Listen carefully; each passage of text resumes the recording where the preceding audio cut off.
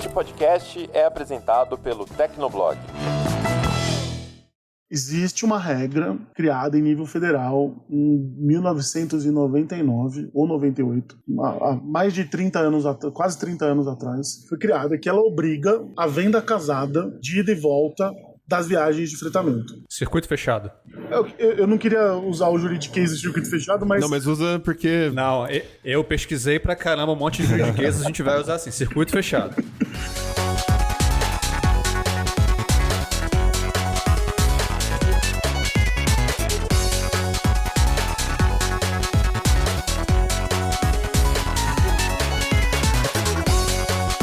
Ouvinte, seja bem-vindo, está começando mais um episódio do Tecnocast. Eu sou o Thiago Mobilon. E eu sou Josué de Oliveira. O setor de transporte de passageiros costuma ser muito resistente a inovações. Um exemplo que todo mundo lembra é o Uber, que foi muito questionado na justiça. Mas isso também acontece com startups que tentam trazer novos modelos ao transporte de ônibus. No episódio de hoje, a gente conversa com Giovanni Ravagnani, que é diretor jurídico da Boozer. E ele explica pra gente quais são os desafios para inovar num setor como o de transportes no Brasil. Mas antes, não esquece de dar 5 estrelinhas pro Tecnocast no Spotify e Apple Podcasts. Segue a gente no seu app favorito e aguenta aí que a gente já começa.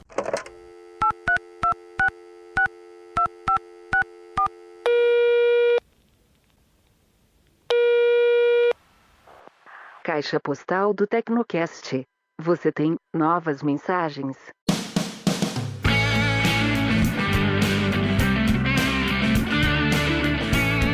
Caixa postal do Tecnocast. Se você não quiser acompanhar com a gente, pode pular o episódio para 18 minutos e 25 segundos. Vamos lá, Josué, qual que é o primeiro comentário aí? Começamos com um comentário do Diego Oliveira, que ele deixou pra gente lá no grupo do Telegram, e ele diz o seguinte: aproveitando a dica do Lucas Braga sobre usar a Black Friday para economizar em um gasto que já existiria, fiz algumas mudanças nos meus planos da Claro. Eu tinha 2 serviços separados, um de fibra ótica e outro de telefonia móvel. Cancelei ambos e assinei um combo que oferece mais velocidade de internet e ainda garante um desconto de R$30 por mês. Até aí já fiquei satisfeito com a economia, mas ao explorar o aplicativo da Claro em busca de outros benefícios, encontrei algo ainda melhor: a opção de comprar um smartphone com desconto exclusivo para quem tem o combo Multi. E pasme, consegui adquirir um Galaxy S24 FE de 256GB por apenas R$1.990, dividido em 21 parcelas de R$96 sem juros. Foi simplesmente surreal, um smartphone lançamento que deve me atender por pelo menos 3 anos, sem comprometer quase nada no meu orçamento. O Diego macetou a Black Friday. É isso. Acho que ele soube usar o negócio.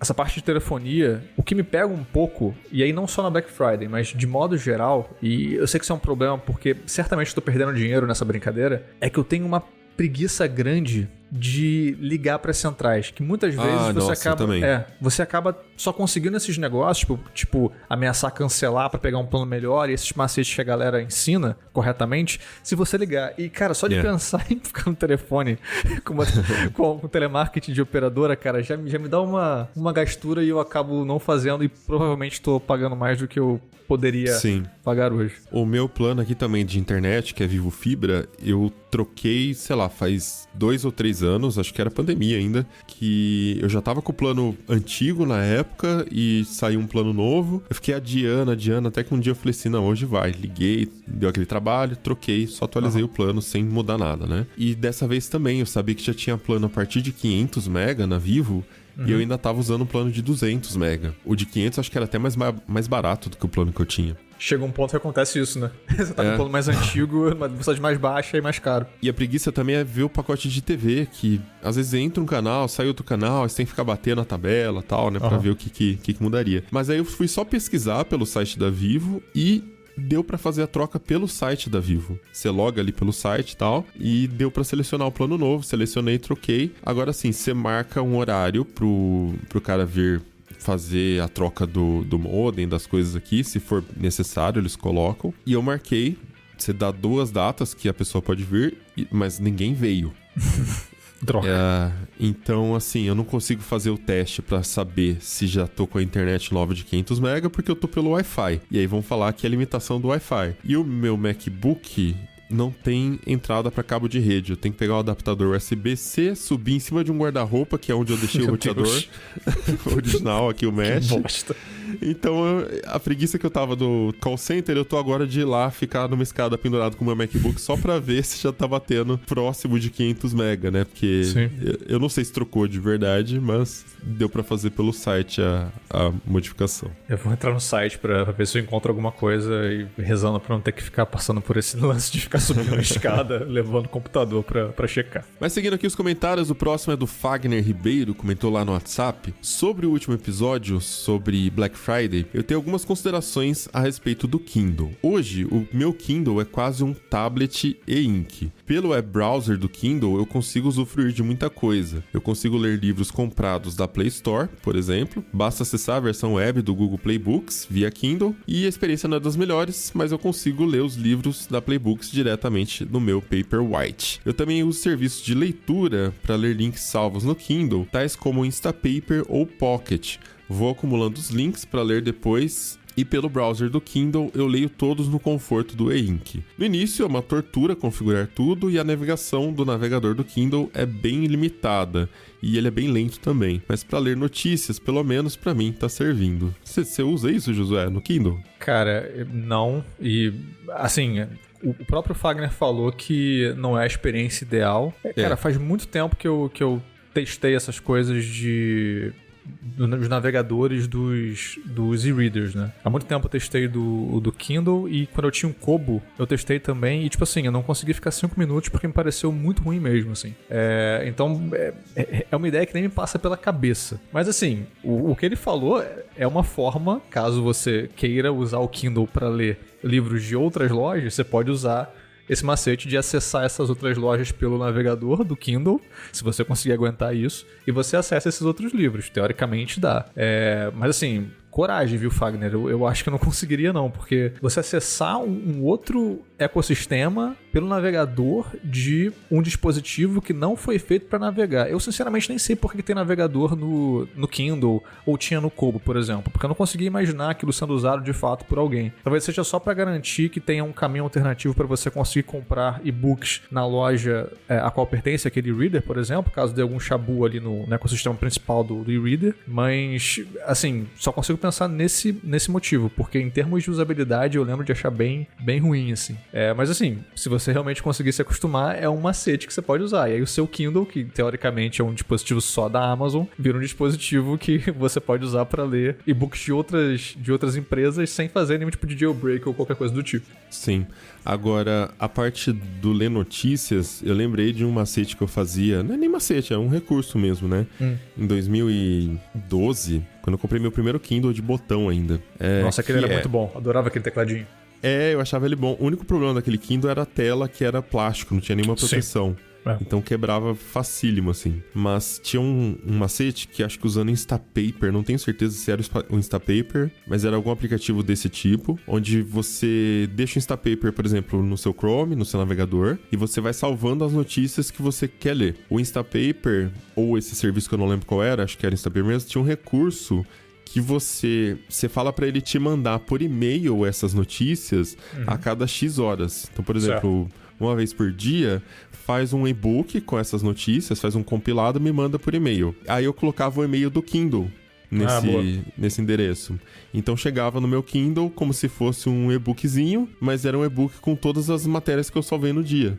Maneiro. Isso eu achava bem legal, era bem útil. O lado negativo é que quando eu gosto muito de uma coisa que eu li, eu gosto de ter aquele link salvo em algum lugar, nem que seja no meu histórico de leituras do meu aplicativo de tarefa, saca? Porque um dia eu posso pesquisar e consultar, tipo, aqui, discutindo pauta de Tecnocast, muitas vezes eu já lembrei de alguma coisa e falei assim, tinha isso aqui que acho que pode encaixar nessa pauta. Vou lá, pesquiso no Things por uma palavra, alguma coisa, e acho o link e a gente consegue resgatar isso pra conversa. Então eu acho que era o único ponto negativo pra mim. Mas funcionava bem, cara. E não precisa fazer esse truque de entrar pelo navegador, que obviamente é muito ruim. Ainda sobre essa coisa de integração de e-reader com outros serviços, o Kobo tinha uma integração com o Pocket. Então eu salvava as coisas do Pocket pelo navegador no computador e ele enviava pro meu Kobo e sincronizava automaticamente, então eu lia as coisas do Pocket. Era quase como se fosse um aplicativozinho do Pocket, assim, bem customizado pra rodar ali no Kobo. Eu usava o Kobo Glow na época, que era um dos modelos que vendia aqui no Brasil, em parceria da Kobo com a Livraria Cultura, né? Era muito bonzinho. Uhum. E aí, cara, eu adorava. Eu usava muito o Pocket. Ainda uso hoje no aplicativo, mas eu gostava bastante de usar no e-reader também, assim, a leitura era bem confortável. Um assunto paralelo aqui, mas eu fui pesquisar no Google Pocket Kindle, porque eu tô tentando lembrar qual que eu usava de fato, se era o Pocket ou se era Instapaper. E eu pesquisei Pocket Kindle pra ver se tinha alguma página falando da integração com Kindle. E aí apareceu anúncios de dispositivos e-ink que são do tamanho da palma da mão, assim, parece um iPod Shuffle quase. Só que é só o e-ink pra você ler. Achei interessante. Pois é. Então, nesses pequenininhos, a Kobo na época, eu não lembro o nome do Kobo, mas eles tinham um modelo do Kobo que cabia no bolso, cara. Era muito pequenininho, era muito bonitinho, cara. Tipo, ficava na palma da mão, a sua mão deitada, assim, e, tipo, era menor que o celular. Era, assim, era um negócio muito de nicho, mas era muito simpatiquinho, assim. Eu gostava bastante, porque era muito prático. Cabia no bolso, palma da mão, e um e-reader que, assim, era super confortável de ler e super bonitinho. Um chaveirinho de e-reader. É isso mesmo. Um chaveirinho. É tão bonitinho que dá vontade de ter só por causa disso. Exatamente, esse que era o Por perigo. isso que não vai usar. Seguindo aqui, temos alguns comentários lá na comunidade. Tivemos uma convenção de usuários de mouses bolados. Então eu queria trazer aqui.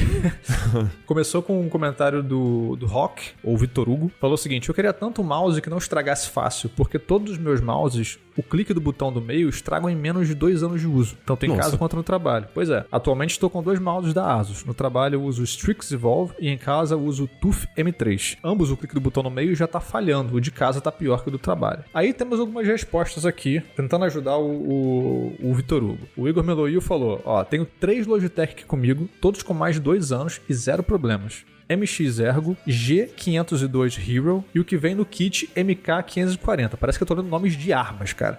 Eu queria fazer esse parênteses aqui. Tá aqui a minha MK540. Parece que é um trabuco, não, é só um mouse. E aí o Corvo mandou uma aqui bem engraçado, que falou o seguinte: eu uso um modelo Microsoft Standard Wireless Optimal Mouse, parabéns Microsoft pelo nome, com o kit com teclado que tem 18 anos de uso. Nossa, mãe. Uso intenso 10 horas por dia, já tem uns 10 anos, só precisei trocar a chavinha do botão esquerdo dele uma vez. Assim, parabéns, Corvo, assim, uma pessoa ser fiel dessa forma a periféricos é uma coisa rara. Apegado ao mouse dele. E o Xavier, ele completa aqui essa thread dizendo: um dos itens que estava de olho e já comprei, o Logitech MX Master 3S. Isso, é isso que eu ia falar. Pois é, eu lembrei que você tinha falado. Que mouse maravilhoso, o scroll horizontal, então, enfim, pelo visto ele gostou muito. E ele reforça o que o Igor falou, né? Já faz muitos anos que uso só Logitech e os produtos são praticamente eternos. Meu teclado K270 parou de funcionar depois de 4 anos de uso e troquei umas pilhas dele 2 vezes só, sendo que uso mais de 9 horas por dia. Cara, esse mouse é a versão nova do que eu tenho. Eu tenho o MX Master 3. Eu não troquei pelo 3S ainda, porque eu achei desnecessário. O meu tá funcionando ainda, apesar de já ter marcas de uso, né? A borrachinha dele vai dando aquela desgastada. E quando saiu promoção, que a gente postou no achado, geralmente era o mouse branco. Geralmente o branco tá mais barato. Tô vendo agora, inclusive, hoje é Black Friday, tô tentando ver se tem alguma oferta. E o branco, ele é mais barato do que o preto. O Mobilon vai cometer uma compra de impulso agora, durante a gravação da Caixa Postal. Como diria o Lucas Braga, né? Cometi um mouse. Cometeu um mouse. Mas, cara, ele é ótimo. Não tem o que falar. O 3S é esse de silencioso. E ele tem mais definição também. Mas é ótimo esse mouse. O problema do branco, que eu ia falar, é que por ser branco, ele encarde muito fácil. E é o que todo mundo reclama. Então ele acaba vendendo menos do que o preto. Ele é mais bonito. Assim, não tem discussão. Ele é muito mais bonito. Mas eu acho que é por isso que o branco tá sempre mais barato do que o preto. Tem menos gente comprando. Pois é, né, cara? Mouse branco, pra mim, eu sempre olho assim e falo: caramba, em quanto tempo isso aqui vai ficar bege? Saca? Porque mesmo que o material seja de boa qualidade, eu acho que tem a tendência normal de ir encardindo mesmo. E eu acho que por isso a galera vai no preto, porque, sabe, as marcas de uso não ficam tão visíveis, sabe? Eu acho que não é nem problema de ficar bege, porque esse branco não fica bege, essa borracha, esse material. É problema de encardir mesmo, né? Que vai juntando o suor ali da mão. E aí, esse material que é uma borrachinha, não é fácil de limpar. Por exemplo, um Magic Mouse, que não é um mouse bom, eu não gosto desse mouse, né? Mas ele tem aquela superfície meio de acrílico. Ele é branco, mas ele é acrílico. Então você passa um paninho, passou, limpou um paninho umedecido assim e acabou, né? Agora a borrachinha não, porque ela é porosa. Então é difícil de limpar esse tipo de mouse aqui. O branco realmente, pra quem não gosta de ver sujeira, não é uma boa opção. Mas enfim, de qualidade, sim. É um mouse que recomendo muito. Eu não saio dessa linha, assim. Eu vou trocando pela versão mais nova há algum tempo já, mas é isso aí. Seguindo aqui, o último comentário é do Iago Cariri. Ele comentou lá no Spotify e ele diz o seguinte: somos gêmeos, meu irmão Igor e eu, nos formamos em automação industrial. Aí ele fala, hoje fora da área, eu não sei se é ele que tá fora da área, se é o irmão dele que tá fora da área, mas ele fala, meu irmão, chefe de TI do Hemocentro, diz que sou ultrapassado por ter investido num PC gamer para estudar. Muito top usar 2 telas, sempre gostei. Ele diz que um celular top substitui qualquer PC e se fosse para ter gastado dinheiro em computador, que fosse um notebook, pois levaria para qualquer lugar. PS, passei 10 anos com meu PC anterior, só dando upgrade, já tava na hora de trocar. Caramba, um celular top substitui qualquer PC? Não, cara. Não.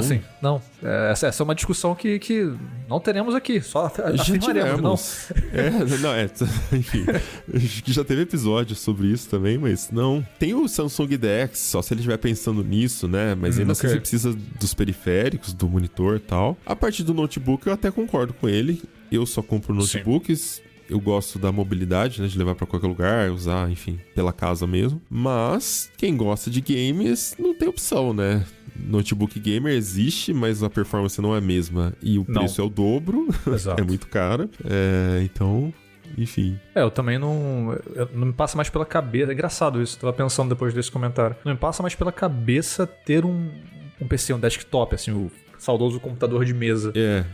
Eu tive durante um tempo, acho que quando eu entrei no TB eu ainda usava e tal. Aí depois eu comprei um notebook melhor, que é o que eu tô usando agora, que é um Nitro 5 da Acer. E meio que é isso, assim, não me passa pela cabeça voltar até algo tão trombolhudo. E a mobilidade e tal, e... Enfim, obviamente quando você monta um PC, você... Né, tem uma gama muito maior de adaptações que você pode fazer e, enfim, você vai comprando as peças que você quer e você cria o seu monstro de Frankenstein ali, que pode ser muito... Provavelmente vai ser mais potente do que a maioria dos notebooks do mercado. Mas mesmo assim, tem notebooks muito bons, cara, que, assim, resolvem, acho que, o problema da maioria das pessoas. Sei lá, ainda tô um pouco chocado com o lance do celular. Espero que ele esteja falando de algo como o DeX, que ainda assim teria suas adaptações a serem feitas e tal. Mas é muito doido. Eu fiquei me perguntando se o irmão do Iago, o Igor, é Gen Z, né? Que a gente falou no episódio sobre... Né? Sobre pessoas jovens e computadores que a maioria da Gen Z prefere... É verdade, né? Idiota. Então os dois têm que ser Gen Z. Pode ser, os dois são Gen Z ou, sei lá, o cara... Tem uma mentalidade de pessoa mais jovem, que pode ser bom, mas, sei lá, não consigo passar pela minha cabeça trocar um notebook, um PC, que quer que seja um computador, por um celular. É engraçado, tipo, celulares hoje são computadores, mas talvez pela mentalidade de millennial, de ter crescido nos anos 90, feito curso de computador e tal, eu não consigo pensar em celulares como computadores. Pra mim são coisas separadas, saca? Não, mas a experiência de uso não é a mesma. Ele pode ter uma capacidade de processamento até maior do que a do computador. O hardware é melhor, só que o sistema é outro. Não é igual, a tela pequena, né? Enfim, mesmo que você plugue numa tela externa, nunca vai ser um PC. Pode ser que um dia seja, mas... Enfim, é diferente, são coisas diferentes ainda. Mas o que surpreende é ele ser chefe de TI do Hemocentro, né? Então não é uma pessoa leiga, é realmente uma pessoa que entende de tecnologia ali. Ok. Manda pra gente um comentário aí, Iago, ou pede pro seu irmão Igor mandar o relato dele de como que ele se vira como chefe de TI, como que ele se viraria tendo apenas um smartphone. Exato. Quero entender isso. Enfim, comentários lidos, bora pra pauta? Vamos nessa.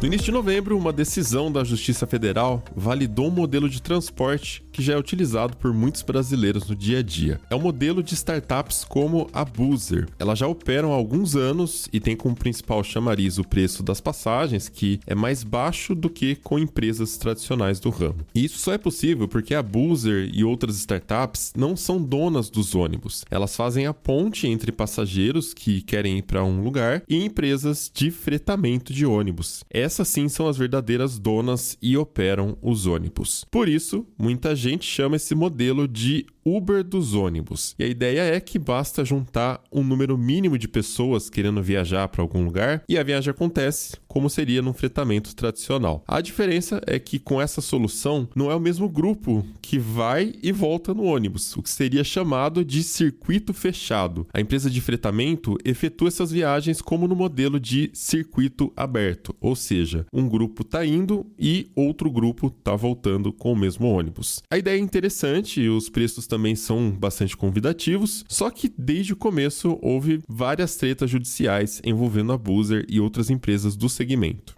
Pois é, a Buser teve ônibus apreendidos em mais de uma ocasião, outras empresas também, viagens interrompidas, uma situação de constrangimento ali, né? E justamente lembrando um pouco a situação do próprio Uber mesmo, né? Que quando começou no Brasil, né, várias entidades ligadas às empresas de táxi e tal, aos players tradicionais do setor, questionavam a legalidade do novo modelo. E o mesmo aconteceu com a Buser e com outras empresas que operam nessa mesma lógica de fazer essa ponte entre passageiros interessados e empresas de ônibus do tipo fretamento. A reclamação das empresas tradicionais, tipo 1001, Catarinense, essas grandes empresas de ônibus que a gente está acostumado a ver nas rodoviárias, comprar passagem e tudo mais, tem a ver com o fato de que para operar elas têm que atender diversas exigências, né? Então tem que ter rodoviária, tem que ter gratuidades, elas têm que ter rotas deficitárias, né? Rotas que não necessariamente são muito demandadas, porque se entende que é um serviço público e tal. E a bronca dessas empresas com a Buser e outras startups do mesmo segmento é que elas estão utilizando parcerias com empresas de fretamento que operam por regras diferentes e não têm, teoricamente, que seguir as mesmas regulamentações das empresas tradicionais. Daí essa acusação de concorrência desleal. Então é mais ou menos essa a origem de todas essas tretas judiciais que aconteceram. São batalhas jurídicas que duram anos. Tem decisões ora favoráveis à Buser, ora desfavoráveis à Buser. E são decisões que às vezes são circunscritas a regiões específicas. Por exemplo, no sul do Brasil a Buser tem um problema. Já Rio de Janeiro, São Paulo já tem decisões que são favoráveis à Buser e tem várias entidades diferentes envolvidas, desde os tribunais regionais federais até o STJ. Então é realmente uma situação em que acontece uma certa insegurança jurídica, embora isso talvez esteja caminhando para um novo momento, justamente por conta dessa decisão que o Mobilon se referiu logo no começo do episódio, que é muito importante para validar a legalidade desse formato de transporte interestadual. Então é realmente uma situação que lembra um pouco o que aconteceu com o Uber 99, os aplicativos de carro quando começaram a operar no Brasil, teve que ir para as instâncias superiores, teve batalha na justiça, até que a gente tem um momento hoje onde ninguém mais reclama da existência desses aplicativos. As reclamações foram para um outro nível, né, sobre a relação com os motoristas e tal, mas a existência deles não é mais questionada. Então, talvez essa decisão do juiz federal encaminhe a situação da Buser e de outras empresas que queiram explorar essa modalidade também para esse momento um pouco mais tranquilo juridicamente. O juiz considerou que o circuito fechado não é uma exigência para os ônibus de fretamento. Até tem uma resolução da ANTT, Agência Nacional de Transportes Terrestres, mas não existe uma lei nesse sentido. Então, nesse meio tempo, as empresas podem continuar operando desse jeito. E essa decisão do juiz também faz menção à Lei de Liberdade Econômica. No artigo 4º, é dito que a administração pública não deve redigir enunciados que impeçam ou retardem a inovação e a adoção de novas tecnologias. Então resta saber se vai ter alguma ação nova ou se o modelo vai ser de fato respeitado daqui para frente. E para entender um pouco melhor essa história, a gente conversa agora com o Giovanni Ravagnani, que é diretor jurídico da Buser. Bora lá pro papo.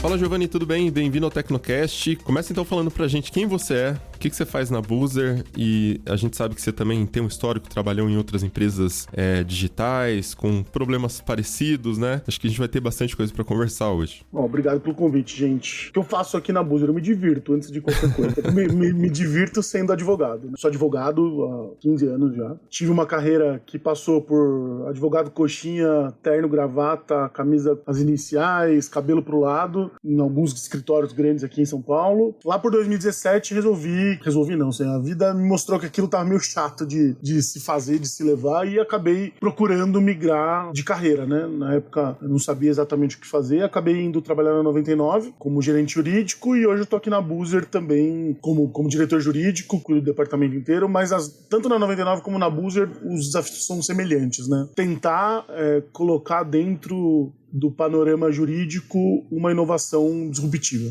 E aí a gente tem milhões e milhões de formas, ferramentas para fazer isso. O Poder Judiciário é uma delas. E é assim que eu me insiro, assim. Mas no meio de tudo isso eu me divirto bastante, assim. É uma coisa muito legal de se trabalhar. O tipo de problema que você enfrenta na Boozer é um pouquinho diferente, né? A gente até tem uns paralelos que a gente quer fazer com o Uber durante a conversa para te perguntar e ver até onde faz sentido, né? As questões que você lida no dia a dia, mas imaginamos que até pelas coisas que são divulgadas na mídia, tem muito a ver com regulamentação, entra um pouco naquele pé da ideologia, na política, sempre vai ter um pouco disso, né? Enfim, mas pra gente começar a desenrolar essa conversa, conta pra gente, assim, um pouquinho da ideia do modelo da Boozer, né? Como que começou, como que vocês começaram a colocar em prática essa ideia de tentar agregar as partes, mas para ônibus e não para carro, né? Uma coisa mais complexa, né? Na Boozer a gente tem dois animais que dizem bastante sobre a nossa história. O Pato, que é o CEO, e o Coelho, que é o outro fundador da companhia. O Pato ia casar no litoral da Bahia, longe de Porto Seguro de Salvador, não lembro exatamente que cidade que era agora, mas ia casar no interior da Bahia. A família dele é de BH, a família da esposa dele de fora do Brasil, do Reino Unido. A família dela veio pro Brasil, meio que não organizou direito a logística e ficou em cima da hora para comprar a passagem de avião de BH pro destino do casamento. E aí o Pato começou mão de vaca, ele é mão de vaca até hoje, mas CEO. CEO, é isso. CEO, é isso. Fala mal do CEO no podcast, meu, tá gravado. Não, excelente mas ideia. eu tô falando publicamente, mas falo na cara dele também, porque acho que é muito da tônica da cultura da companhia, assim. O Pato começou a olhar a passagem de avião, achou um absurdo caro, foi olhar o preço na rodoviária e ficou caríssimo. E aí ele foi lá e pensou, vou pegar um ônibus de excursão e ver quanto é que tá isso daí. E aí ele percebeu que pro ônibus de excursão sair de BH, era um feriado o casamento, ficar 4 dias do feriado parado lá e depois voltar, ficava algo em torno de 60% mais barato do que comprar a passagem para todo mundo na rodoviária. Então foi incidental mesmo. E numa rodinha de conversa no casamento, ele comentou isso com os amigos. E um deles, que é o Coelho, falou assim, cara, vamos fazer esse negócio, essa ideia tem que ir pra frente. E aí o Pato, ele tinha acabado de quebrar, ele tinha tido tido uma produção de almofadas de emoji do WhatsApp. Um negócio que não deu certo, porque parece que não tinha nenhuma vocação pra dar certo, né? Então ele tava super quebrado, endividado nessa época e demorou um tempo do casamento até ele ser convencido pelo Coelho a fazer o MVP e tentar validar a ideia. E enquanto isso o Coelho ficava, sei lá, simulando comprar passagem na rodoviária versus fretar um ônibus e indo lá pedindo cotação e orçamento para as empresas de ônibus de turismo. E foi assim que surgiu. Eles pegaram ali uma graninha no começo para fazer uma viagem piloto, compraram o domínio, compraram um logo no 99 Jobs, que custou $99, que é o logo até hoje é o mesmo logo. É o mesmo ainda? É o mesmo logo. Caraca. Compraram o domínio e começaram a fazer ads para adquirir base de dados. O Boozer, o app do busão, o aplicativo do ônibus, viagens compartilhadas. E aí, com isso, a gente percebeu que, quando tinha uma base interessante de cadastro, percebeu que tinham 2 cidades ali, BH, eles eram de BH, então eles tentaram direcionar e viram que BH e, se eu não me engano, me fugiu o nome da cidade, uma cidadezinha era onde mais tinha cadastro. Fizeram um MVP de divulgar num Facebook para a viagem de BH para essa cidadezinha de Minas, com um preço competitivo comparado com o da rodoviária, e em pouquíssimas horas lotou o ônibus, esgotou. Aí eles pegaram uma grana que sobrou disso daí, foram lá, contrataram uma empresa parceira na mão mesmo para poder fazer a primeira viagem, contrataram um assessor de imprensa que foi lá e chamou todos os veículos de mídia, mandou press release para todos os veículos de mídia de BH para cobrir. Os caras foram lá cobrir a primeira viagem do busão, do Uber do busão. O ônibus andou 100 metros e a viagem foi apreendida, interceptada pela fiscalização. Ah, como assim, cara? Putz. Não podia ter avisado a imprensa, cara. Vocês deram mole nisso aí. Cara, mas foi justamente a imprensa que estar lá que nos trouxe aqui até hoje. Por quê? Porque o que poderia ser justamente a prova de validação de que não deu certo fez com que a notícia da Boozer se espalhasse muito rápido. Ganhou apoio do público, né? Ganhou apoio do público e chamamos. Foi aí que a gente chamou a atenção dos nossos primeiros investidores, que fizeram o nosso primeiro cheque. Então, o primeiro cheque foi ali meio que assinado sem ter um CNPJ, sem ter uma plataforma, sem ter dev, sem ter funcionário, sem ter nada. MVPzão que deu certo, veio o primeiro cheque, e aí a gente a partir daí foi o trabalho da Boozer foi crescer, expandir essa ideia de democratizar o acesso do transporte em várias rotas, vários estados, ter presença em âmbito nacional. E de outro lado, que é o meu trampo, mais ou menos, é chegar num ponto de segurança jurídica para o negócio, de estabilidade. E comparado com a 99, assim, é parecido, mas é diferente também. A gente vai falar bastante disso.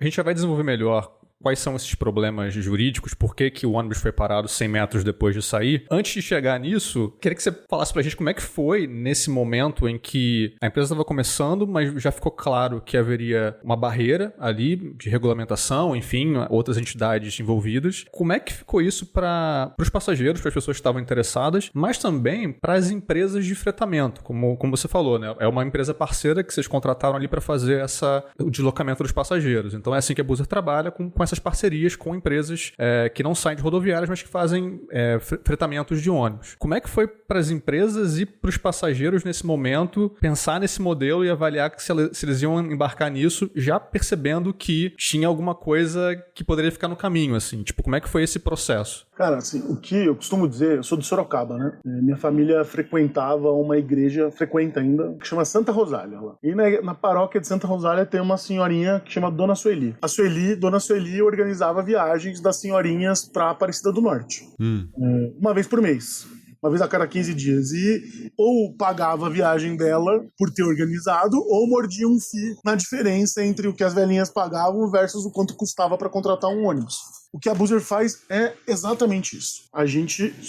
A Boozer é a Dona Sueli, só que a gente tem uma plataforma de tecnologia que faz com que a gente consiga fazer isso na escala. Se a Dona Sueli conseguir ali com o caderninho dela fazer 2 viagens por mês, a gente consegue fazer milhares e milhares de viagens por mês. Então, acho que essa é a primeira diferença. E isso fez com que o setor de transporte sob demanda, no regime de fretamento, ele é um tipo de transporte, é um setor que não tem demanda para todo dia. Então, ele tem muita ociosidade. Então, você imagina, financiar um ônibus custa 2 milhões e 500 ali, um ônibus simples, e você vai ter ociosidade segunda, terça, quarta, quinta e sexta, muitas vezes o sábado e o domingo. Então, pro setor, a gente trouxe demanda que ocupava esse espaço de ociosidade das frotas. E foi justamente, eu acho que o ponto de oportunidade que a gente viu para poder gerar valor para esses caras, né?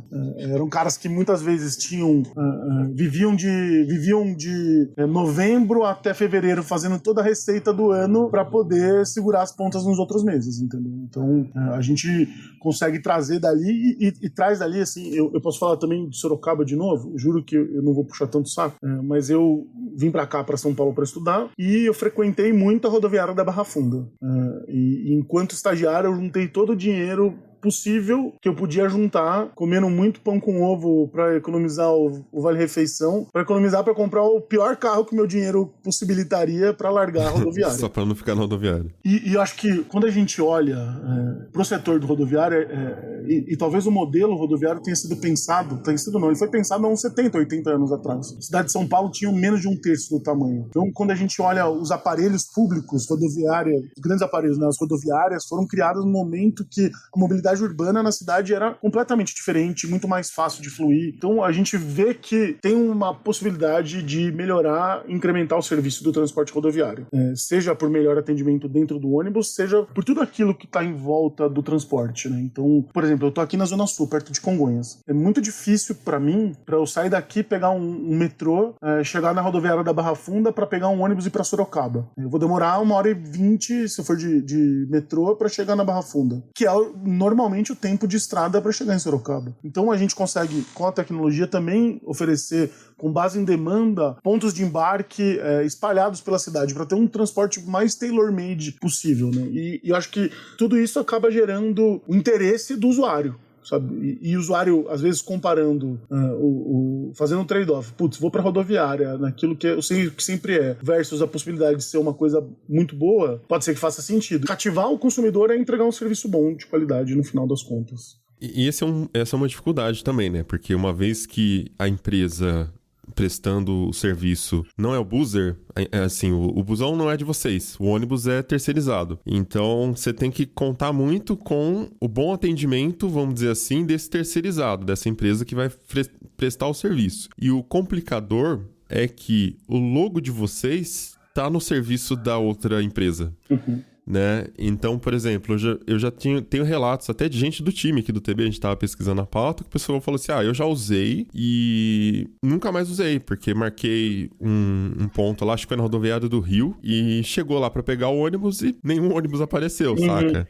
Aí, nesse caso, era a Ana, que é a nossa gerente de conteúdo, que ela tem uma banda, a banda dela é famosa, ela fez show no Rock in Rio, fez show no Brasil inteiro, só que assim, a banda é independente, né? Então, é busão pra todo lado, né? Pra banda tocar, eles já tocaram até aqui, o Mora Americana, tocaram aqui em Santa Bárbara, num Rock Fest que tem aqui às vezes, vieram tocar do Rio. Então, assim, é isso, estrada, mas por conta. Então, o que parecia uma ideia ótima pra eles, nesse dia se transformou numa frustração que eles quase perderam o show, eles tinham que ir e a empresa não apareceu. Mas aí a culpa é do buzzer, né? Como que vocês garantem, assim, qual é o trabalho que vocês fazem com essas empresas pra, enfim, garantir que esse tipo de problema não se torne uma regra, né? A nossa régua de fiscalização, de controle de qualidade, ela é muito maior do que a regra das agências reguladoras. Então, isso eu tenho certeza disso. Então, acho que assim, os padrões de ônibus, pensando em qualidade do começo ao final, a gente tem um padrão mínimo de ônibus de qualidade. Um ônibus abaixo daquele padrão nem sequer pode entrar. Então,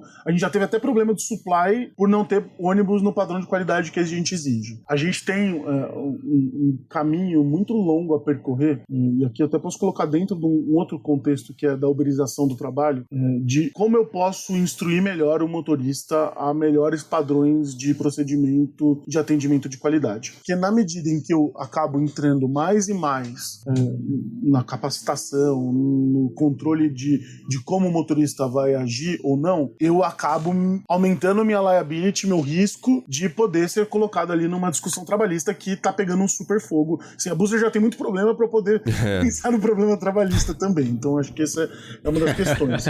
Mas assim, a gente tem alguns modelos e fatalmente o Supremo vai resolver isso em breve, tá?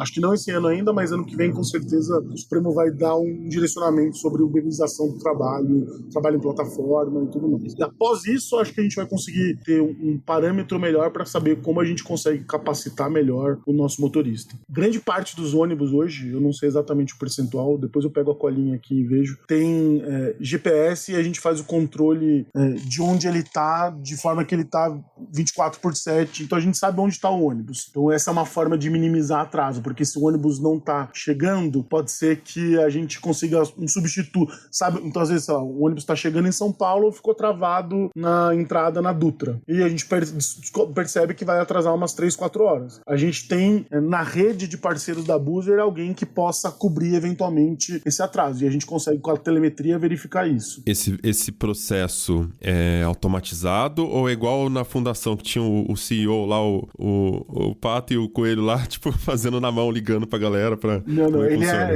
a gente tem tecnologia de telemetria embarcada nos ônibus, que a gente consegue ver. E aí, não, mas eu digo assim... Quem monitora isso, tem um time que a gente chama de torre de controle. Tem um time humano, assim. Tem um time humano que monitora desvios, assim, sabe? Falou, tipo, deu merda, vamos acionar outro, mandar lá pra não acontecer furou um pneu, isso. Porque acontece, furou um pneu na estrada. A gente tem, furou um pneu em Varginha.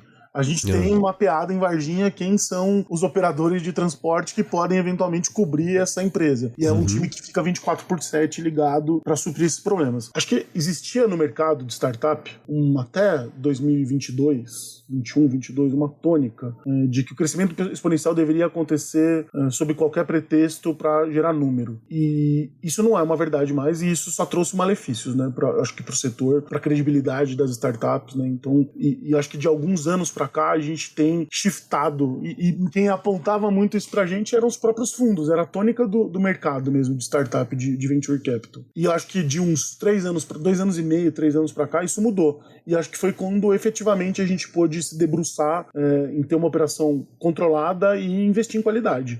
É óbvio que problemas acontecem e a estrada é imprevisível, assim. Eu posso falar que vai chegar em 8 horas, pode cair um meteorito na Dutra e o ônibus não chega nem a pau no Rio e você vai estar dentro do ônibus, né? E se você olha as nossas notas ali no Reclame Aqui, a gente está com um patamar de aceitabilidade acima de Nubank, acima de grandes empresas que são benchmark pra gente, assim, sabe? Acima dos nossos concorrentes do transporte tradicional. Problemas acontecem e a gente transpira demais aqui pra resolver eles, assim. E aí o que acontece nessa situação?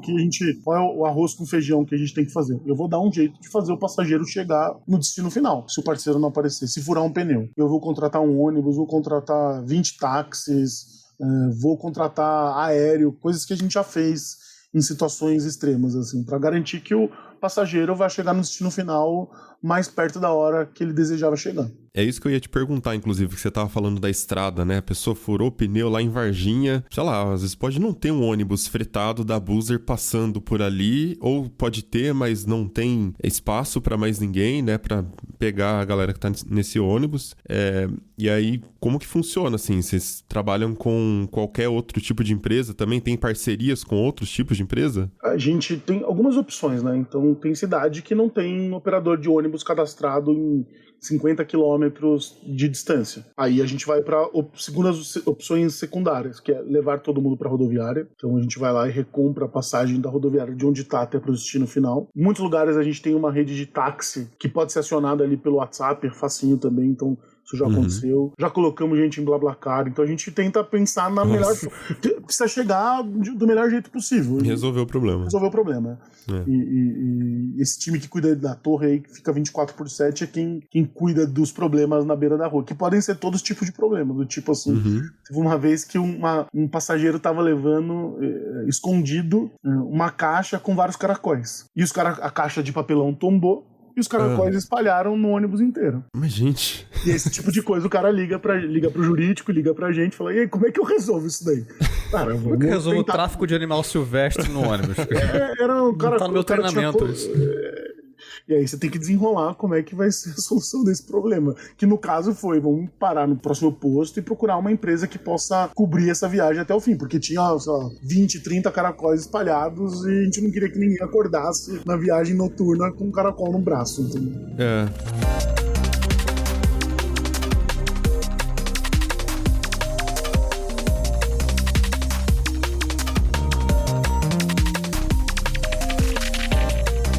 Tem um ponto que é importante, que acho que conecta com outras questões, que é a questão das rotas, né?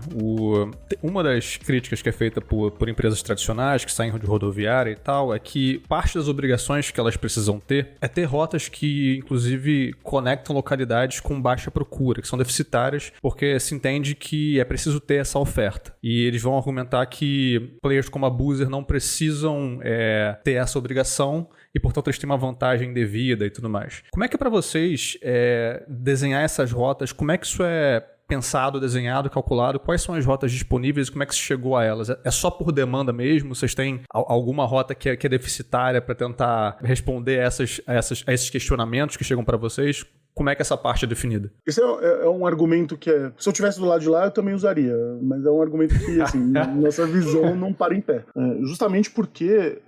Em 2014, passou uma lei que mudou o regime de como são exploradas as linhas rodoviárias no Brasil. Antes você tinha que ter um contrato administrativo, hoje é uma autorização. Eu vou tentar explicar sem juridiquês, mas a autorização é: preenche um formulário, protocolo o formulário, se tiver tudo certinho eu saio com a linha. Hoje é assim, algo em torno de 25, 30% das linhas que existiam foram devolvidas nos últimos 2 anos. O que significa que como eu não tenho um contrato administrativo com o poder público, eu posso desistir. E uma das causas de desistência é justamente a rota não estar se pagando. Em São Paulo, onde não acontece licitação há milhões de anos, você tem diversas cidades que não têm assistência. Vou dar um exemplo de Sorocaba de novo. Juro que eu vou parar de falar de Sorocaba. Sorocaba tem ali na região Cesário Lange, Salto, São Miguel Arcanjo, que são cidades que deveriam estar conectadas direto com a capital e não estão. Então é uma falácia, eu não gosto de usar essa palavra, mas é uma mentira de que, de fato, a gente está só no filé e largando o osso para eles, porque eles também não estão, mas a gente está no osso justamente quando a gente sabe que existe uma demanda para suprir o osso. Então pode ser que não seja uma demanda diária, mas pode ser que tenha uma rota que faça sentido conectar semanalmente. Ou semanalmente, assim, vai um ônibus que sai na sexta, outro que volta no domingo. E um que vai no domingo e volta na sexta. Então, e a gente tem a tecnologia para conseguir entender, seja na nossa base de dados, na nossa plataforma, entender onde está a demanda, como a gente também usa fontes públicas e abertas para saber, umas ferramentas que a gente usa, o Google Trends, para saber onde está a temperatura de demanda, para poder entender se essa viagem vai parar em pé. E a demanda, ela é um ponto crucial para a nossa operação, porque se um ônibus não preenche, não consegue lotar ou ter o número mínimo de pessoas para pagar a conta da viagem, a viagem não acontece. A gente avisa em até 48 horas antes da viagem acontecer que ela não vai acontecer porque não teve demanda. E tenta eventualmente alocar, porque pode ser que não tenha tido demanda para aquele ônibus, naquele carro com aquela característica, que era um ônibus leito-cama, mas pode ser que para um semi-executivo tenha, e a gente oferece e tenta alocar a pessoa. Então, a demanda não está só na origem e destino, mas também na categoria do veículo que vai fazer o transporte. E acho que esse é um pouco... Esse é o nosso core. Absorver a demanda e tentar oferecer, dar opções de transporte tailor-made para você. Então, seja por preço, seja por horário, seja por disponibilidade. É um pouco assim. Tá funcionando. Estamos de pé. Outro ponto que as empresas tradicionais usam quando vão falar sobre concorrência desleal, porque no final das contas a gente está falando o seguinte, empresas que estão jogando o jogo, entre muitas aspas aqui, certo, vamos dizer, o jogo legal, né? Que jogo tradicional, é a palavra tradicional, que eu obrigado, tradicional. É isso. É uma questão de... É um modelo que já existia e existe agora uma disrupção. E disrupção faz parte, se a gente quiser o progresso, a gente precisa da disrupção, né? Então, enfim, eu falo isso no geral até para Uber, porque não se trata de vamos puxar todo mundo para baixo porque eu já estou aqui e eu estou legalizado. É tipo, não, vamos puxar todo mundo para cima e acabar com esse negócio de ficar emitindo concessão para poder operar, esse tipo de coisa, né? Mas concorrência desleal, né? Uma das coisas que é dita é a questão da gratuidade, que essas empresas são obrigadas também a ter uma cota ali de gratuidade para certos públicos. E como que vocês lidam com isso? Qual que é o ponto de vista da Boozer? Eu vou chamar os caras de mentiroso até parar, mas vou falar que eles só têm uma versão diferente da que eu vou contar. Que é simples, assim, né? A gratuidade, ela não é obrigatória para todos os tipos de veículos, nem em todas as viagens que acontecem. Então, você tem uma cota mínima de gratuidade que tem que ser em ônibus até executivo. A maior parte da frota que existe no mercado das empresas tradicionais nas principais linhas são ônibus acima da categoria executivo. Então significa que eles têm lá 1 ou 2 ônibus em 2 ou 3 horários na semana que oferecem a gratuidade, mas o grosso onde eles tiram toda a margem e efetivamente ganham dinheiro são viagens que não têm gratuidade. Não coloca gratuidade onde eles sabem que... Tem algumas investigações de Ministério Público, a NTT tentando reverter algumas linhas justamente por descumprimento da regra da gratuidade. A gratuidade é uma coisa que a gente toparia fazer num contexto de regulamentação efetiva do nosso serviço. Eu acho que não é um problema inimaginável que a gente vai fugir o tempo todo e para a vida inteira. Entendeu? E como você acha que funcionaria isso? Tem algum para Boozer? Simplesmente coloca uma cota ali por viagem? Não necessariamente, mas assim, uma coisa que a gente já cogitou, por exemplo, o perfil do usuário da Boozer, no geral, assim, ele é um cara que tem até classe C, D e E. Então é um cara que tem algo em torno de 65% dos nossos usuários tem renda familiar de até 3 salários mínimos. Então a gente está falando de uma galera que é hipossuficiente. É uma galera que o fato da Boozer existir faz com que o cara consiga ver a família dele 2 vezes no ano e não uma só. Então a gente tem pensado em fazer algumas soluções que possam estar atreladas a programas sociais, por exemplo, do governo. Então a gente consegue checar na base do Bolsa Família quanto... Cadastro único, né? Do cadastro único, poderia, por exemplo, dar gratuidade ou um benefício ou um desconto dentro da lógica do Bolsa Família, que é de não ser só de assistencialismo, mas de colocar a pessoa hipossuficiente no patamar em que ela possa entrar no mercado, sobreviver e então a gente pensa em fazer alguma coisa grande nesse sentido, assim, sabe? De como eu consigo contextualizar para esse fim entregar não só a gratuidade, mas entregar a forma de acesso e de democratização do transporte, de fato, que é o que a gente faz mesmo. E pegar um recorte relevante, né? Eu acho que isso seria o principal vantagem desse modelo, porque você tá pegando pessoas que, de fato, elas estão no cadastro único. Então, de repente, não é um recorte de idade, não é um recorte de, enfim, via legislação, a gente vê muitos recortes que muitas vezes não fazem sentido, né, para modelo de gratuidade, assim, e vai muito por populismo, às vezes, de uma decisão política. O cadastro único, ele é muito objetivo nesse sentido. Você consegue pegar, de fato, quem precisa. E ele é integrável via API também, então daria... Não só para buzzer, assim, é uma ideia que eu penso que o Bolsa Família pode ser um grande programa de vantagens, tipo um Smiles da classe CDI, assim, porque você tem a base de dados, então é só você aderir, o governo poderia fazer alguma coisa para incentivar as empresas a aderirem a ofertar benefícios pra galera que tá ali cadastrada no Bolsa Família. Uma das maluquices, assim, que a gente pensa que tentar fazer construir como política pública e não só como historinha pra boi dormir, sabe? Uma outra crítica que é frequentemente feita diz respeito ali aos locais de embarque e desembarque, né? A Buzzer, no modelo tradicional da Buzzer do fretamento colaborativo, acho que esse que é o nome do modelo, essa né? expressão, isso. Fretamento colaborativo. Não se usam as rodoviárias, né? De onde saem os ônibus das empresas tradicionais. Saem-se de pontos alternativos, que é até uma das vantagens que você citou no começo. Você tem vários pontos para parar, pegar passageiro, deixar passageiro e tal. Mas uma das críticas que é feita é justamente sobre a infraestrutura desses locais, dessas localidades onde os passageiros entram e saltam. Uma prima com a qual conversei antes da gravação, ela já fez ela me contou um pouco da experiência dela usando o Buzzer. De modo geral, ela é bem satisfeita, mas ela apontou algumas coisas. Uma delas você já falou um pouco, que é a manutenção de certos ônibus. Às vezes ela não teve experiências muito boas nesse sentido, mas uma outra coisa que ela apontou foi que, dependendo do ponto, pode ser um pouco complicado de pegar. Ela apontou especificamente um ponto na Barra Funda, que é tipo um ponto de ônibus mesmo, e, enfim, segundo ela, pode ser um pouco difícil de localizar aí. E vocês utilizam diversos pontos para as pessoas entrarem e saírem, e uma das críticas apontadas é a infraestrutura desses lugares, porque na rodoviária a gente sabe que tem uma infraestrutura que já está pronta ali, o lugar é feito só para isso e tal. Como é que vocês escolhem esses lugares, para começar, e se vocês têm algum processo de manutenção, como isso é feito na prática, assim? Bom, em São Paulo, eu vou usar isso porque para mim é o melhor modelo que todas as cidades deveriam copiar. São Paulo, ele tem um cadastro aberto de vagas públicas para ônibus fretado. Você puxa no cadastro e vê, sei lá, em Moema, na Barra Funda, quais são as vagas que o ônibus fretado, aqueles que trazem a galera ou de turismo, ou que trazem a galera no começo do dia e vão buscar no final do dia, podem essencialmente parar. Então a gente mapeou essas vagas e, conforme a gente entendia que existia ou existe mais demanda a partir daquela localização, a gente aloca aquela viagem para aquele determinado lugar. Então, certo. Em São Paulo tem vaga, não é dentro do terminal da Barra Funda, mas é ali em frente à Uninove, que eu acho que é ali na frente. E tem, acho que umas 2 ou 3 vagas. Tem no Viaduto Antártica.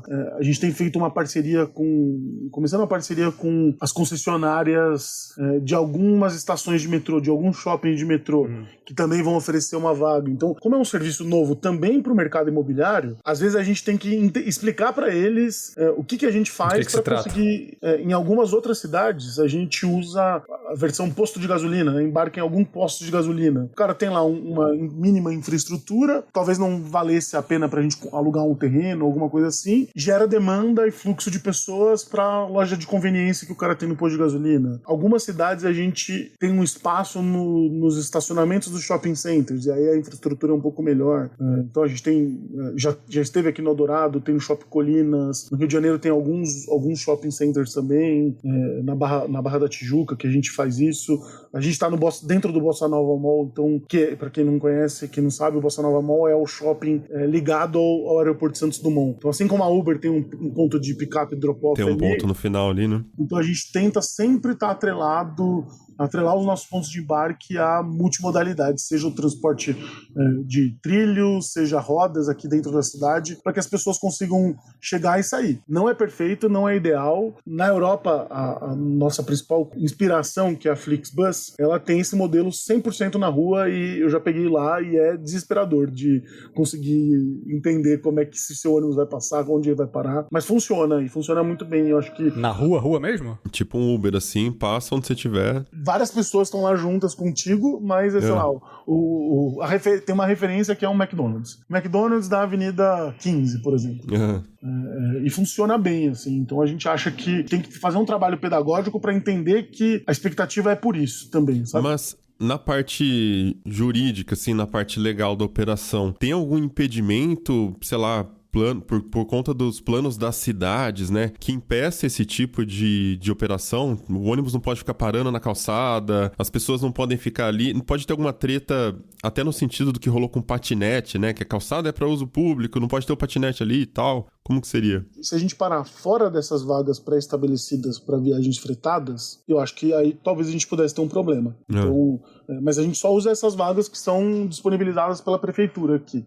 Em algumas outras cidades você não tem não tem essa regulamentação. No Rio de Janeiro é um pouquinho diferente, porque tem muito transporte turístico, muito mais que São Paulo, né? Então tem algumas restrições um pouquinho maiores, tanto que parte dos nossos embarques lá são em pontos privados. E aqui em São Paulo você tem até a própria prefeitura de São Paulo. A gente alugava um espaço ali no viaduto Antártica, e a prefeitura deu todas as autorizações e alvarás para que o ponto de embarque pudesse funcionar. Então já a própria prefeitura aqui entende que tem um modelo público, que a gente pode parar nas vagas pré-estabelecidas na rua, como tem um modelo privado já reconhecido pela prefeitura como viável, como se fosse um ponto de embarque privado, uma mini rodoviária privada, assim, sabe? Como os graus já fazem nas estradas. Sim. Algo assim. Você consegue dar pra gente uma visão um pouco mais ampla, assim, das disputas judiciais que o Boozer já enfrentou? Quais que você acha que são as mais relevantes ou que tá enfrentando ainda, né? Porque até esse tipo de detalhe específico de legislação, né? Onde que o ônibus pode parar pra pegar as pessoas? Eu penso no empreendedor que começou como o CEO e o pato e o coelho ali, vou lembrar agora por causa dos animais. Eles começaram meio que freestyle ali, né? Montando o MVP, essa coisa bem improvisada. Mas como que essas pessoas descobrem esses detalhes de regulamentação que são muito específicos? De repente já tem empresas atuando ali, uma coisa muito fechada, né? Entre aquele grupo ali. Enfim, que tipo de problema que vocês acabaram enfrentando, muitas vezes por nem saber que tinha essas limitações, ou por saber mesmo, enfim, não sei. O que você pode trazer pra gente? Se fosse fácil, existiriam algumas buzzers, umas 8, 9 buzzers. Como existem vários Nubanks. Então não é um mercado que é simples de entrar, tem que ter coragem e inteligência. Mas os Nubanks só existem porque também nos últimos anos o Banco Central foi fazendo uma série de... E o Banco Central foi fazendo isso porque teve a aceitabilidade dos usuários, né? Então, acho que uma coisa leva a outra, assim, sabe? Sim. Mas qual que é a grande briga da Boozer? Qual que é a primeira grande disputa da Boozer? Que foi o que levou à apreensão da primeira viagem. Existe uma regra criada em nível federal em 1999 ou 98, há mais de 30 anos, quase 30 anos atrás, foi criada, que ela obriga a venda casada de ida e volta das viagens de fretamento. Circuito fechado. Eu não queria usar o juridiquês de circuito fechado, mas... Não, mas usa porque... Não, eu pesquisei pra caramba um monte de juridiquês, a gente vai usar assim, circuito fechado. É importante a gente usa e explica, porque daí também o ouvinte vai acabar ouvindo isso de novo em algum lugar, então... É um decreto federal que cria o tal do circuito fechado, que é uma venda casada de ida e volta. Que nem quando você ia comprar o McLanche Feliz e você não podia comprar o brinquedinho sem estar comprando o lanche. Tá. Aqui você não pode comprar a perna de ida sem comprar a perna de volta. Descumprir essa regra é igual a ser considerado uma viagem clandestina. Ainda que a empresa que ia fazer a viagem seja cadastrada e autorizada pela NTT, ainda que o ônibus seja 2024, novinho, cheirando novo, estofado, pelo termo técnico, é uma viagem clandestina. Por que essa regra existe? Para criar uma barreira de mercado artificial e privilegiar aqueles que têm as linhas. Desde o dia 1 da Boozer, do dia 1 não, o dia 1 teve essa primeira apreensão, mas desde o comecinho da Boozer, nós fomos ao judiciário pedir o afastamento da aplicação dessa regra. E conseguimos. Hoje essa regra para a Boozer está suspensa, para os operadores da Boozer, está suspensa em nível federal. Então nenhum ônibus da Boozer em viagem interestadual pode ser apreendido nesse momento que a gente está gravando. Suspensa não significa que é uma decisão... Definitiva, não. Definitiva. É uma decisão... Assim, tem alguns processos que se discutem a legalidade dessa regra. em São Paulo, no Distrito Federal, em Minas Gerais, no Rio de Janeiro, e algumas decisões que se sobrepõem também, né? Então, e nem só a Boozer briga por essas regras. Então a gente tem os próprios operadores e as suas entidades de classe, as suas associações se organizaram também para poder derrubar essa regra. Então a Boozer não está sozinha só na briga. Então tem todo um setor, um movimento que briga. Então quando a gente sobrepõe as decisões que a Boozer tem, as decisões que os operadores têm, as decisões que as entidades de classe têm, a gente consegue garantir uma eficiência e uma segurança jurídica de que a sua viagem vai chegar ao destino final em 99,78% das viagens que acontecem aqui. Não tem nenhum problema regulatório hoje. O segundo momento que a gente teve de treta aqui na Boozer foi que os incumbentes, os tradicionais, os mesmos de sempre, foram ao judiciário pedir que o judiciário determinasse a proibição da nossa operação nas rotas em que esses caras possuem linha. E a gente tem alguns reveses judiciais. Então a gente tem uma proibição de operar em nível federal, de estado para estado, no Rio Grande do Sul, em Santa Catarina, no Paraná, no Distrito Federal e na Bahia. Então é uma briga que tem 1000 facetas, como a Uber também teve, né? Então, em São Paulo, a primeira regulamentação que saiu foi proibindo a Uber, que foi justamente o que ela levou em discussão, que acabou chegando no Supremo. Então você tem uma divisão de entendimentos, mas que, no meu entender, assim, estão se consolidando para que o nosso modelo de negócio seja estabelecido. E eu acho que o tempo tem respondido essa questão pra gente, né? Então, a gente existe há 7, 8 anos. As empresas de sempre que nos processam continuam grandes, continuam existindo e o setor continua divulgando resultados recorde de circulação financeira e do transporte de passageiros. Então, deu para o mercado ver que é possível coexistir. E eu acho que a gente está entrando, assim, numa fase de definição, e eu não sei dizer assim o que vem primeiro, se vai vir uma decisão do judiciário dos tribunais de Brasília resolvendo a questão, ou se, como foi na Uber, né? Então, quanto mais o judiciário foi apertando, o legislativo saiu da sua inércia e legislou e regulamentou a Uber, né? Então, eu acho que passa por um caminho assim.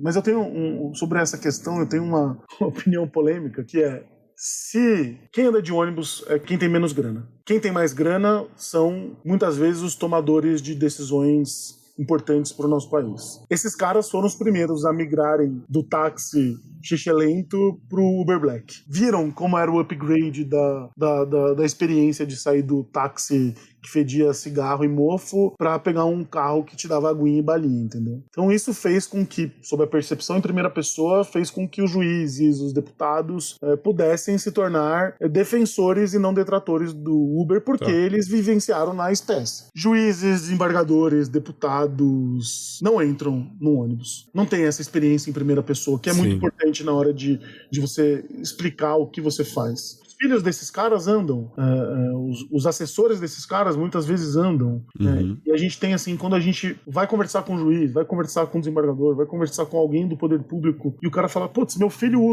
tá fazendo faculdade no Rio, mas ele vem sempre pra Vitória aqui. Quando a gente tem essa percepção em primeira pessoa, a gente normalmente ganha, e eu acho que o nosso trabalho aqui, seja de comunicação, e é por isso que a gente está conversando com vocês, para falar com um público qualificado, para explicar o que a gente faz, explicar o que a gente quer fazer e tentar dar o máximo dessa percepção em primeira pessoa do que a gente quer fazer e do que a gente não quer fazer, sabe? Mas a briga vai se definir e eu acho que a gente está chegando num momento um pouco crucial até, assim, não sei dizer se em 6 meses, 1 ano ou 3 anos, mas eu acho que o funil está se fechando, assim, sabe?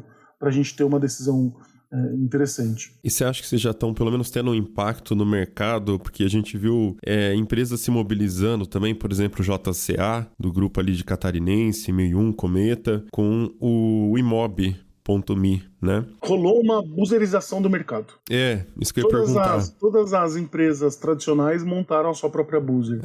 O tipo famoso... Águia Flex também, né? Águia Flex, Gipsy, que é do grupo Guanabara, lá do Rio de Janeiro.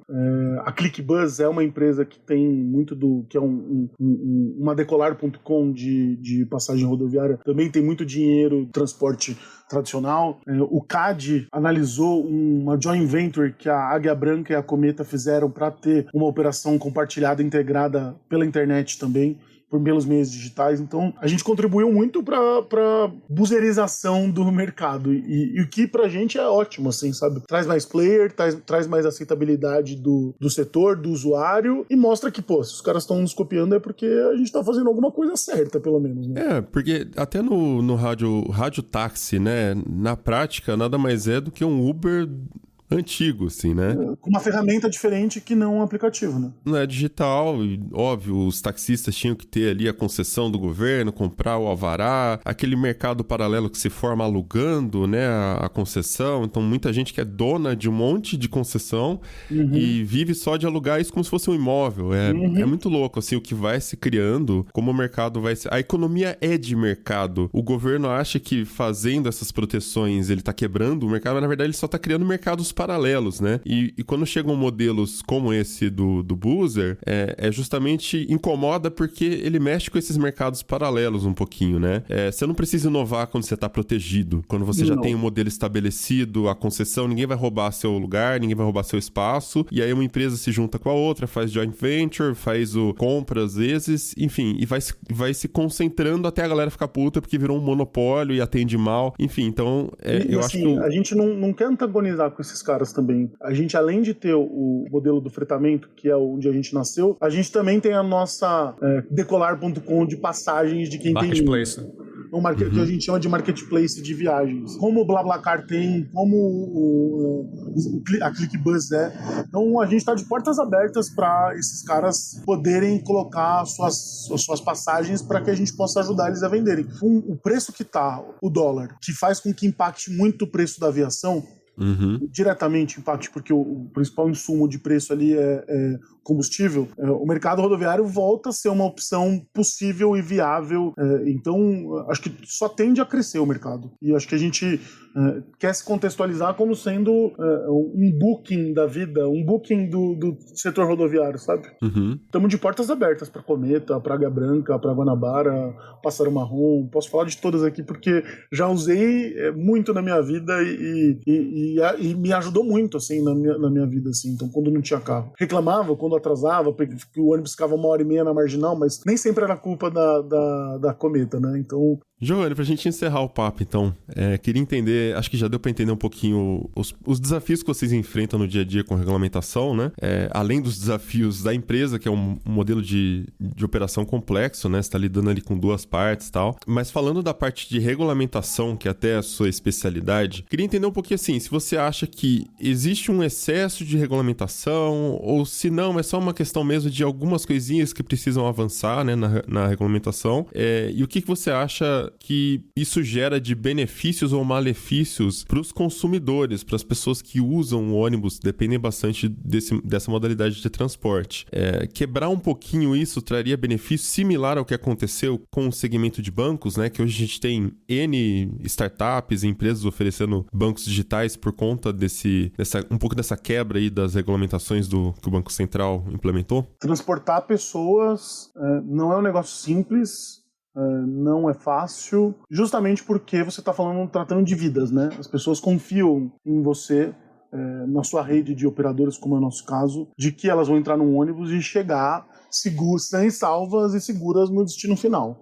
Então, assim, eu entendo que nem toda regulamentação vem para o mal. Então, acho que garantir qualidade, segurança são coisas que jamais podem ficar de fora do pacote. Mas, ao mesmo tempo, muitas vezes a regulamentação ela é utilizada como ferramenta para evitar a concorrência, para fazer reserva de mercado. E eu acho que essa é o tipo de regulamentação que prejudica os usuários, né? Então... O problema é quando uma coisa é usada como desculpa para a outra e não necessariamente gera esse resultado, né? Então, por exemplo, se as agências gastassem mais dinheiro, mais tempo em desenhar o como fazer e não o como entrar no mercado, eu acho que a gente teria reflexos muito mais positivos para os usuários, né? Então, acho que o grande problema de todo mercado que tem uma regulamentação excessiva é você deixar a porta fechada. Ou uma portinha estilo Alice no País das Maravilhas, bem pequenininha, que só quem tem superpoderes ou uma imaginação fértil consegue entrar, sabe? Então, eu acho que esse é o tipo de regulamentação que não faz sentido para o Brasil, não faz sentido, assim, como um todo, né? A gente tem algumas legislações interessantes no Brasil, e eu não queria falar juridiquês, mas vou falar, acho que foi na época do governo Temer, que foi aprovada a Lei de Liberdade Econômica no Brasil. E lá tem um dispositivo muito interessante que fala que a regulamentação ela não pode ser um freio para a inovação. Artigo 4º. Exatamente, ela não pode ser um freio para a inovação.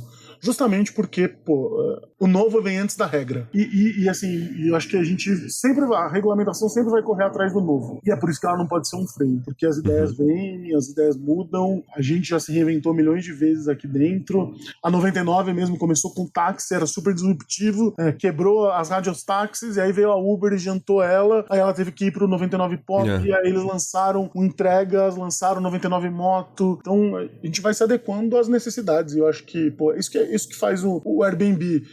Viveu de locação de temporada, percebeu que em algumas cidades o cerco estava se fechando porque a existência dele estava gerando gentrificação, e como Barcelona, como Nova York, que fecharam as portas para o Airbnb, e os caras começaram a lançar o Airbnb Experiências, que são experiências de pacote são programas turísticos que estão na plataforma. Então, a gente vai se reinventando. E aí, isso também vai cair na história. Será que o cara que faz um tour no centro de São Paulo contando a história da maçonaria e que toda semana tá levando um monte de gente lá, será que ele não entra no conceito de gig economy, de uberização do trabalho, porque ele tá numa plataforma? Então, o direito ele não pode frear a inovação, mas ele tem que garantir algumas coisas mínimas como segurança, garantir que as pessoas não vão se matar utilizando a inovação, mas ele não pode ser um freio. E no final das contas, no mercado aberto, quem vai sobreviver é quem entrega o melhor serviço, a melhor qualidade, com o melhor preço, e eu acho que é isso que a gente almeja, não só para o nosso setor, como outros tantos. Maravilha, Gil. A gente agradece, então, a conversa aqui, muitos detalhes interessantes. A gente está torcendo também eu pessoalmente torço muito, né, para um ambiente que permita mais competição, que mais inovação surja, porque no final das contas, é como você disse, né, o que vai proteger o modelo de negócio da Boozer, se houver uma desregulamentação, é a Boozer conseguir continuar sendo a melhor, né? Porque se ela vem para competir com todas essas empresas que já existem, e as empresas vêm e fornecem um serviço melhor, tchau Boozer, né? Tipo, não é a legislação que vai proteger. E que surjam mais Boozers também, né?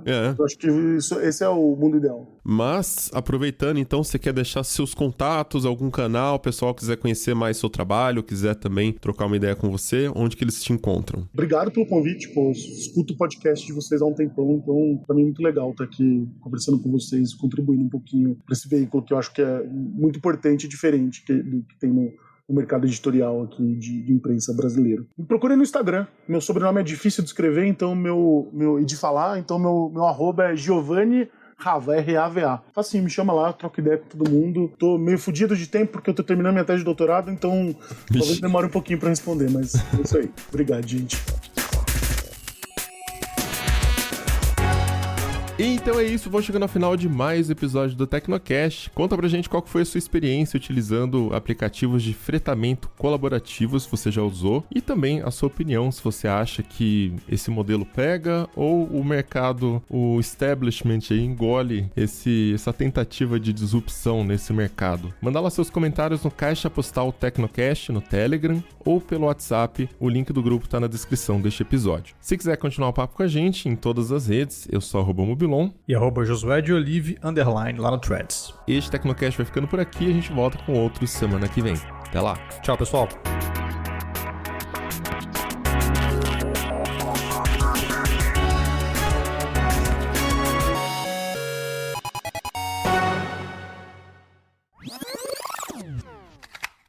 E este Tecnocast foi produzido pelo José de Oliveira, foi editado e sonorizado por Ariel Libório e a arte da capa é do Vitor Pada.